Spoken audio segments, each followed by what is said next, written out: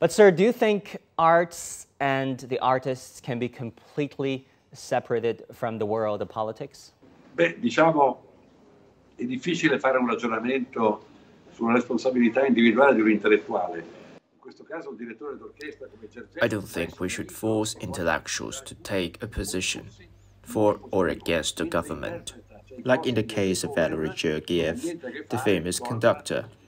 He may be Putin's friend or have a positive view of Putin, like many Russians do. But interpreting Tchaikovsky or Beethoven has nothing to do with one's political leanings. Does famous Argentinian writer Jorge Luis Borges not deserve the Nobel Prize simply because of his relationship with Pinochet?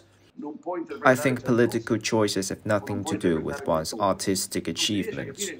The idea that someone cannot play Beethoven or Tchaikovsky because of their close relationship with Putin is unreasonable. In our world, we have a lot of Brecht, a great communist playwright who worked in the West for his whole life. Ideology does not hamper one's creation. This is a very stupid idea. If the ordinary people in Ukraine don't want to listen to Russian performers, I think I can understand it. But it is not right for the state to ban a country's culture, because no matter what your ideology is, be it fascism, communism, or supporting Putin, it has nothing to do with art. I can understand it at the personal level, but if it rises to national level, I think it's wrong, even absurd. But some say, this kind of cultural sanctions against Russia will help change the calculation of President Vladimir Putin.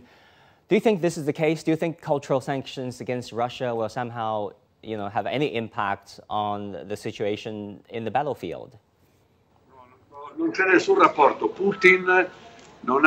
Banning Russian culture has nothing to do with the war.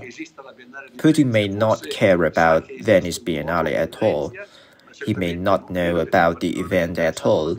He doesn't pay any attention to the Biennale.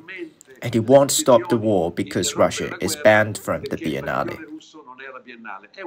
Russians are being punished.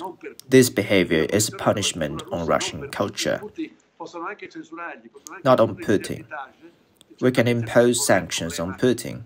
However, sanctions cannot be imposed on culture. They have no impact on Putin's military action. It's only a symbolic move. If we put these boycotts into perspective, we can see, I think, three basic points. First, they're infantile and reactionary, and perhaps demonstrate the cultural insecurity or vulnerability of whoever is imposing them.